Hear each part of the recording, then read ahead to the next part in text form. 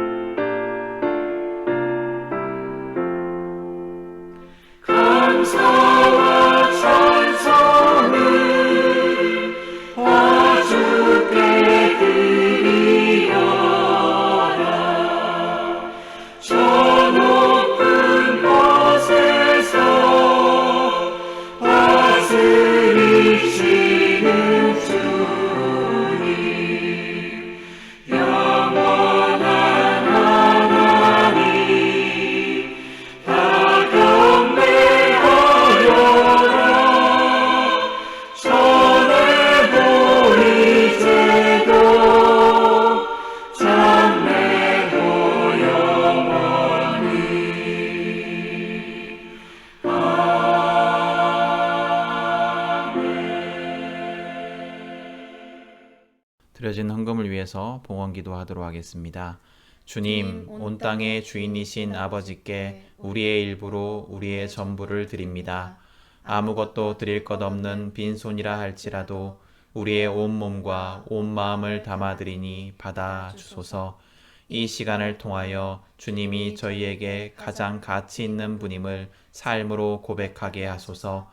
한 아이의 떡과 물고기 같은 우리의 예물을 주께서 친히 축사하여 주셔서 이 물질을 나누고 사용할 때 줄이고 배고픈 이들이 배부르게 하소서. 이 예물이 하나님의 나라와 의를 위하여 쓰이게 하시고 우리 모두가 이 예물을 통해 온전한 풍요를 경험하게 하소서. 우리가 드린 헌금뿐 아니라 우리의 남은 물질도 우리의 것이 아니요 주님의 것임을 고백합니다. 돈을 숭배하지 않고 하나님을 경배하게 하소서. 필요 이상을 얻으려 하지 않고 자족하며 나누고 흘려보내는 삶을 살게 하소서. 예물을 드리며 예수님의 이름으로 기도드립니다. 아멘. 오늘 우리에게 주신 말씀은 로마서 8장 6절에서 11절까지 말씀입니다. 로마서 8장 6절에서 11절까지 말씀입니다. 제가 봉독하도록 하겠습니다. 육신에 속한 생각은 죽음입니다. 그러나 성령에 속한 생각은 생명과 평화입니다. 육신에 속한 생각은 하나님께 품는 적대감입니다. 그것은 하나님의 법을 따르지 않으며 또 복종할 수도 없습니다. 육신에 매인 사람은 하나님을 기쁘게 해드릴 수 없습니다. 그러나 하나님의 영이 여러분 안에 살아계시면 여러분은 육신 안에 있지 않고 성령 안에 있습니다. 누구든지 그리스도의 영이 없으면 그리스도의 사람이 아닙니다. 또한 그리스도께서 여러분 안에 살아계시면 여러분의 몸은 죄 때문에 죽은 것이지만 영은 의 때문에 생명을 얻습니다. 예수를 죽은 사람들 가운데서 살리신 분의 영이 여러분 안에 살아계시면 그리스도를 죽은 사람들 가운데서 살리신 분께서 여러분 안에 계신 자기의 영으로 여러분의 죽을 몸도 살리실 것입니다. 아멘. 광고 말씀드립니다.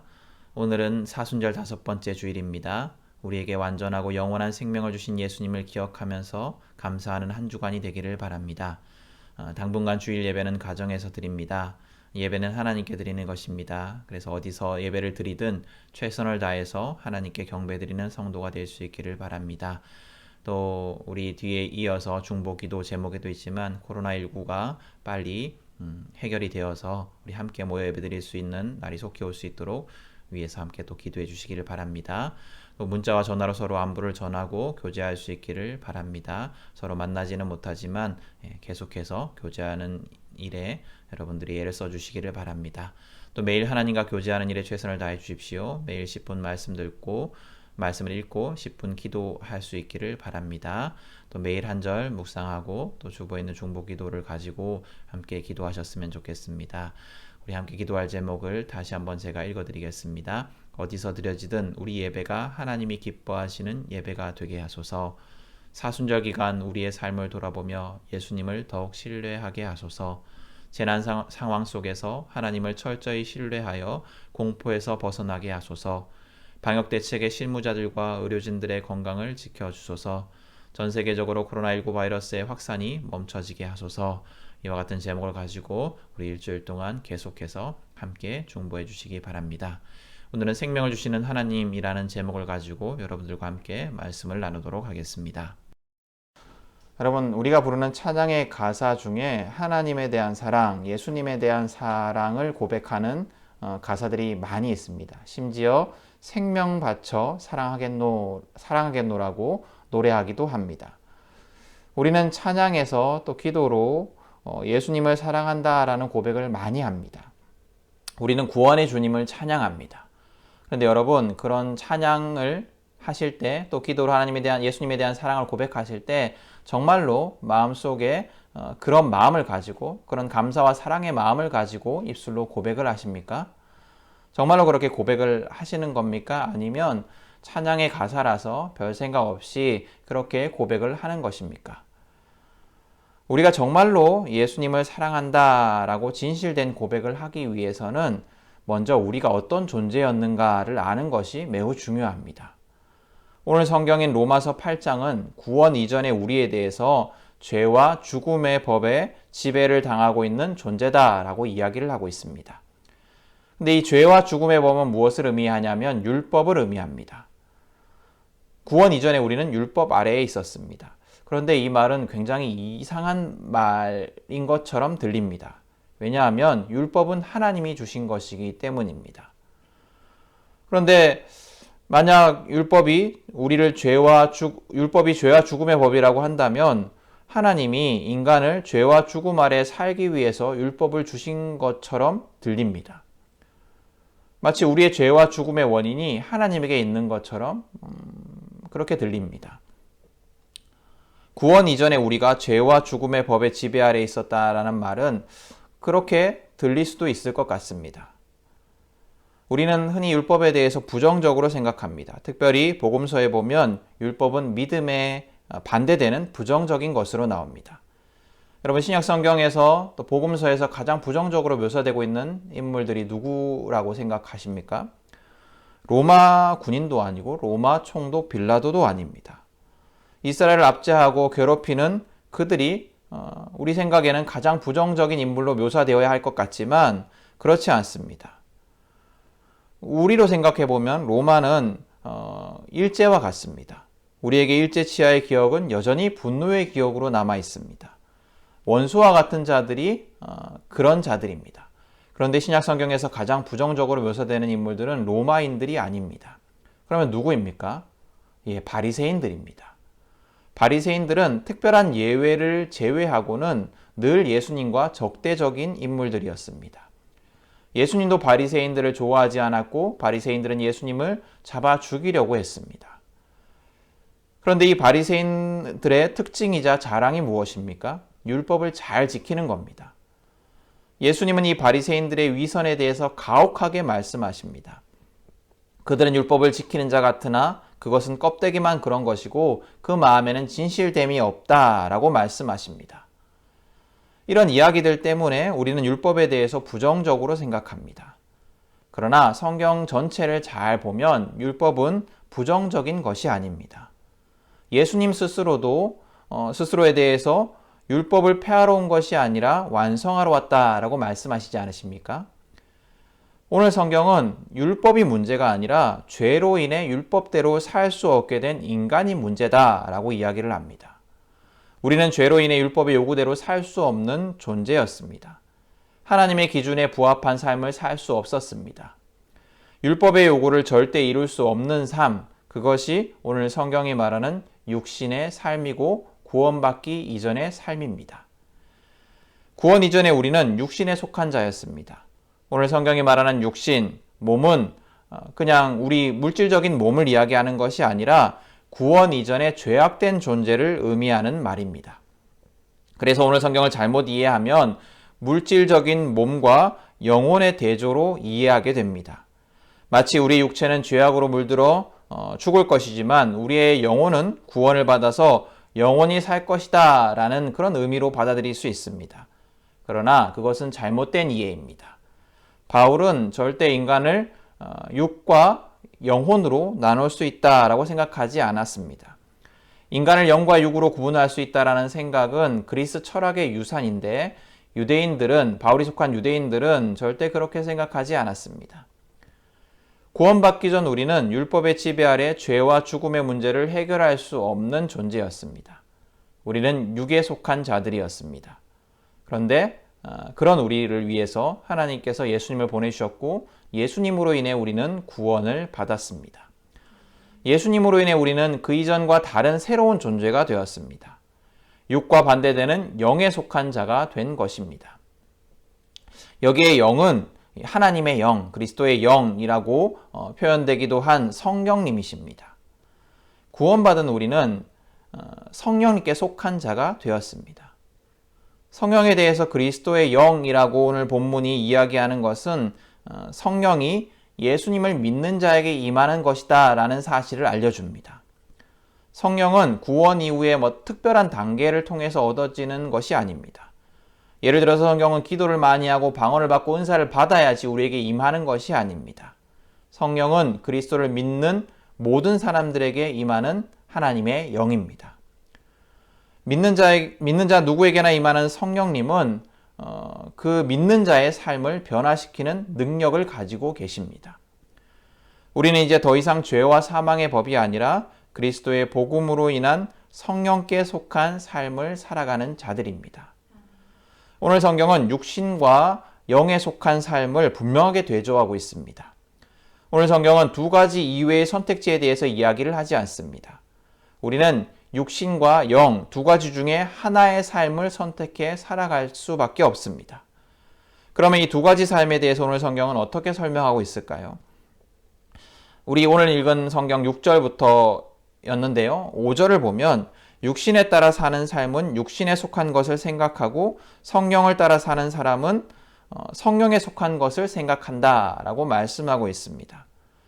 그러니까 우리가 무엇에 지배를 받는가에 따라서 우리의 생각이 좌우된다라는 겁니다. 우리가 육신에 속한 자라면 우리는 물질적인 것, 또 세상적인 것에 대해서 관심을 가지고 그것에 대해서 생각하고 집중하며 살아갑니다. 여러분, 죄악된 인간의 특징 중 하나는 이기심입니다.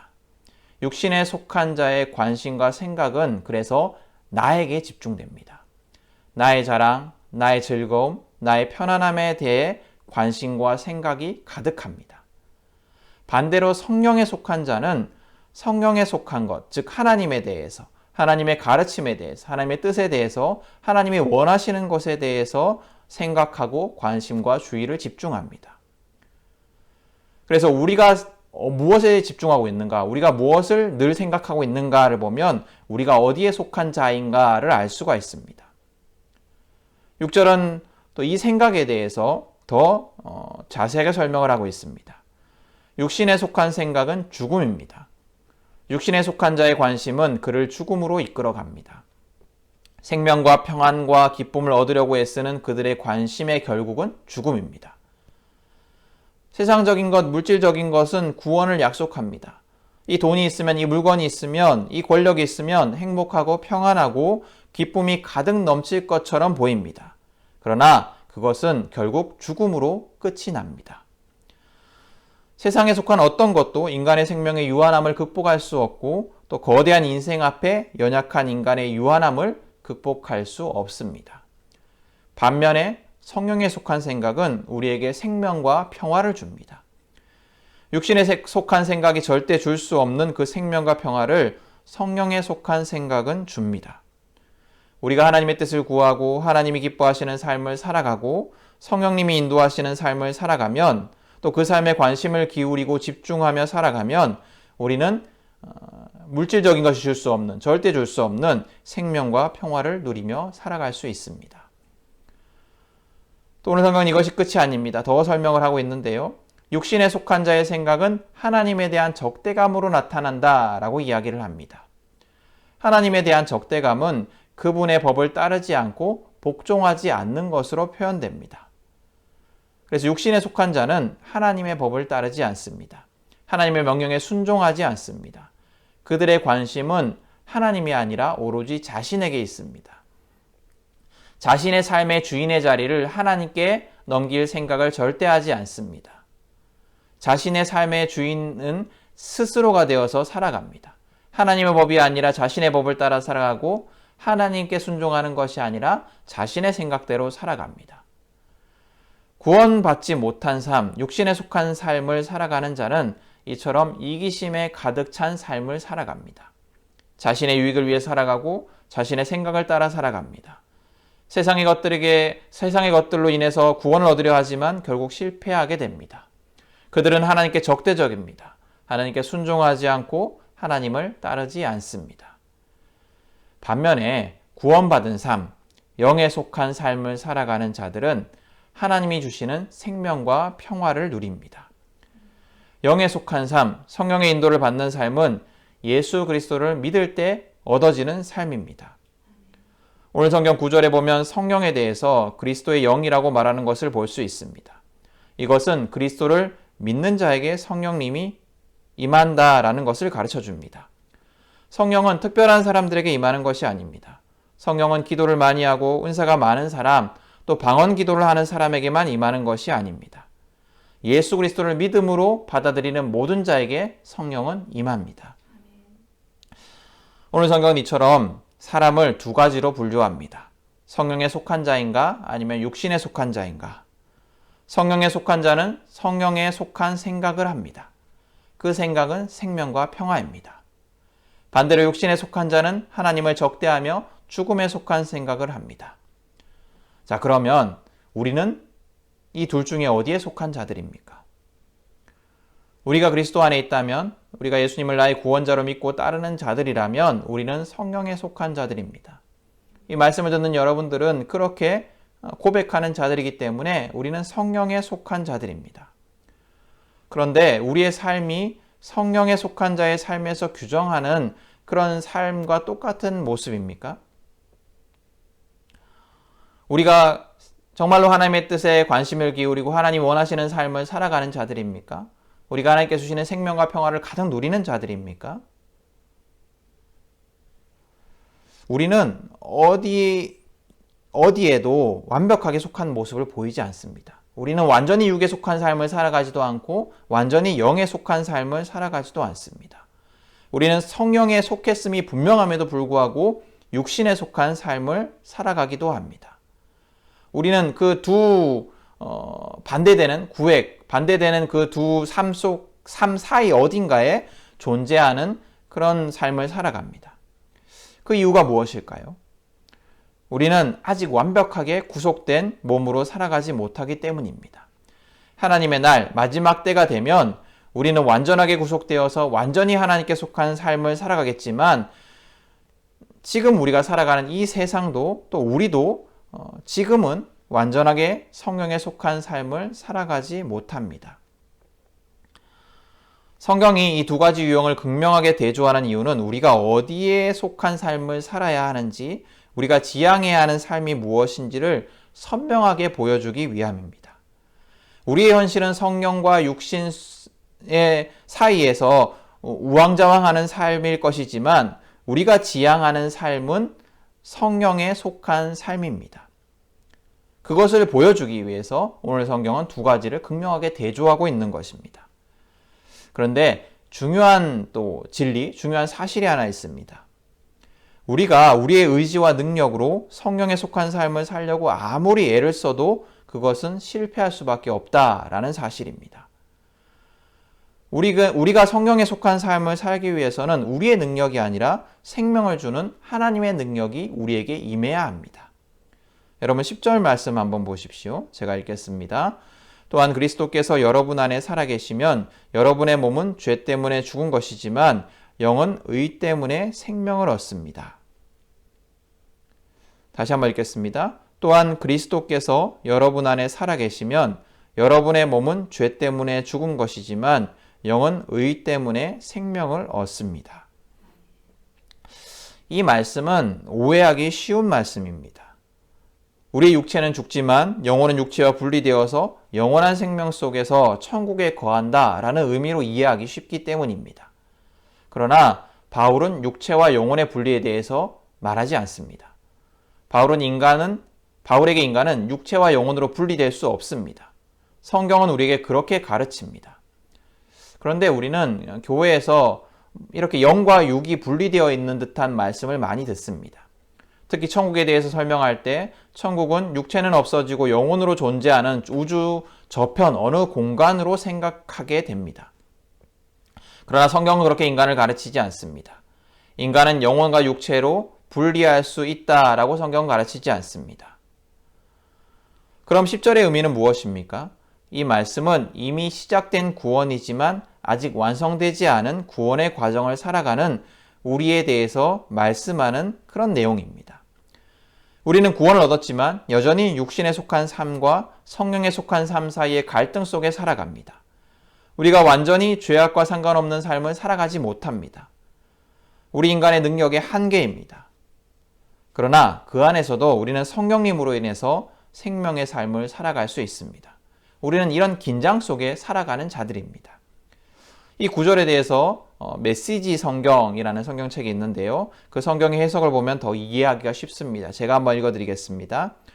그러나 그분을 모셔드린 여러분은 비록 지금도 죄로 인한 한계들을 경험하지만 하나님의 생명으로 사는 삶을 경험하고 있습니다. 다시 한번 읽어드리겠습니다. 그러나 그분을 모셔드린 여러분은 비록 지금도 죄로 인한 한계들을 경험하지만 하나님의 생명으로 사는 삶을 경험하고 있습니다. 여러분, 오늘 말씀은 우리가 어떤 존재였고 지금은 어떤 존재인지를 가르치고 있습니다. 우리는 하나님께 적대하며 죄로 인해 죽을 수밖에 없는 존재들이었으나 지금은 하나님이 보내주신 예수님으로 인해 성령님께 속한 존재가 되었습니다. 그러나 여전히 우리는 완전한 생명을 누리는 삶을 살지 못합니다. 우리는 구원받았음에도 불구하고 쉽게 무너지고 쉽게 죄악을 범합니다. 그러나 우리가 좌절하지 않는 것은 성령님이 우리의 삶에 생명의 능력을 부어주시기 때문입니다. 우리는 할 수 없으나 우리 안에 계시는 성령님이 우리가 할 수 있도록 우리에게 능력을 주십니다. 여러분, 아직 완성되지 못한 구원, 이미 시작되었으나 아직 완성되지 못한 구원, 그 긴장 속에 살아가는 우리에게 이 말씀이 얼마나 힘이 되는 말씀인지 모릅니다. 여러분, 우리는 매일매일 매 순간순간 죄악에 무너지지 않습니까? 구원받았다라고 하면서 예수님을 나의 주라 고백하면서도 우리는 그렇게 죄악에 무너지지 않습니까? 남을 미워하고 이기적으로 행동하고 죄를 짓습니다. 우리의 모습을 보면, 우리의 속마음과 욕망하는 것을 보면 우리가 구원받았다라고 하면서도 우리의 모습이 얼마나 하나님의 가르침과 멀어져 있습니까? 그러나 그럼에도 우리가 하나님의 뜻대로 살고자 하는 마음을 먹게 되는 것, 또 결단하고 회개하게 되는 것은 성령님이 우리와 함께 하시기 때문입니다. 우리가 구원받은 자들이기 때문입니다. 그리고 우리는 그 성령의 능력으로 죄로부터 완전하게 승리할 수 있습니다. 여러분, 우리에게 주시는 성령님의 능력이 무엇인지 아십니까? 우리를 구원하는 그 능력이 무슨 능력인지 아십니까? 11절에서 말하고 있듯이 그리스도를 다시 살리신 능력입니다. 그리스도를 부활하게 하신 능력입니다. 그 부활의 능력이 지금 우리에게 부어지고 있습니다. 우리에게 주시는 하나님의 능력, 우리에게 주시는 그 성령님의 능력은 그저 단순하게 착하게 살 수 있는 힘, 그저 겨우 율법에 하나님의 뜻에 어긋나지 않는 삶을 살아갈 수 있는 힘을 주시는 그런 정도가 아닙니다. 완전한 생명을 주시는, 구원을 완성하는 힘입니다. 죄로부터 완전히 해방된 존재가 되게 하는 그리스도를 부활하게 하신 능력입니다. 우리는 지금 그 능력을 누리며 살아가고 있습니다. 그러므로 우리는 절대 좌절할 수 없습니다. 여러분, 이 부활의 능력으로 우리가 살아갈 수 있기를 축복합니다. 우리의 삶은, 또 우리가 살아가는 세상은 여전히 하나님을 적대하는 죄악된 세상입니다. 우리는 이 세상 속에서 무력함을 느낍니다. 부활주의를 기다리고 있지만 우리의 삶에는 부활의 능력이 없는 것 같습니다. 우리는 죄악 중에 겨우 버텨내는 삶, 겨우 견뎌내는 삶을 살아가는 것 같습니다. 겨우 소극적으로 심한 죄를 짓지 않는 삶 정도만 살아갈 수 있을 것 같습니다. 그러나 우리에게는 예수님을 다시 살리신 하나님의 놀라운 부활의 능력이 있습니다. 우리 안에 계시는 성령님이 그 능력으로 우리와 함께 하십니다. 매일매일의 삶 속에서 부활의 능력으로 살아가는 우리 모두가 될 수 있기를 소망하고 축복합니다. 오늘 말씀을 기억하시면서 잠시 기도하도록 하겠습니다.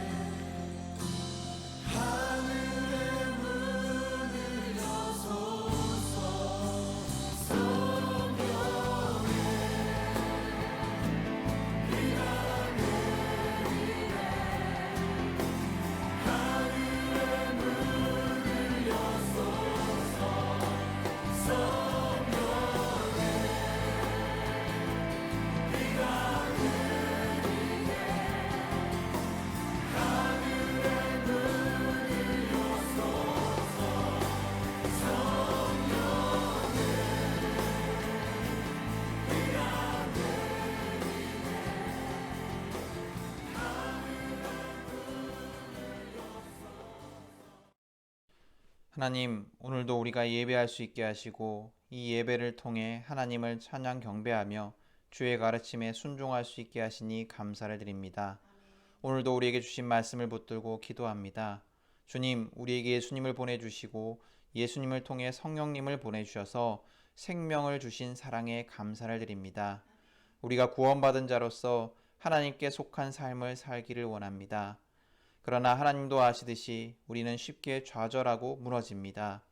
우리는 세상의 마음을 빼앗기고 하나님께 순종하지 않을 때가 많습니다. 그러나 우리는 무엇이 옳은 삶인지 압니다. 무엇이 생명을 누리는 삶인지 압니다. 또 우리에게는 그리스도를 다시 살리신 부활의 능력이 성령님을 통해 부어짐을 압니다. 우리가 이 생명을 의지하여 매일매일의 삶 속에서 승리하게 하여 주시옵소서. 주님, 그렇게 승리하는 우리를 통해서 이 세상에 부활의 능력이 전해져 모든 이들이 영원한 생명을 누리게 하여 주시옵소서. 주님, 코로나19로 인해서 여전히 우리의 일상이 회복되지 못하고 있습니다. 우리를 긍휼히 여기사 이 세상을 질병의 고통과 두려움 속에서 건져내 주시옵소서. 병을 퇴치하는 일에 수고하는 자들에게 힘과 능력을 주시고 아픈 자들에게 회복을, 죽은 자들에게 위로를 허락하여 주시옵소서. 또한 믿는 우리가 이 모든 일들을 통해서 하나님의 뜻을 구하며 더욱더 겸손하게 하여 주시옵소서.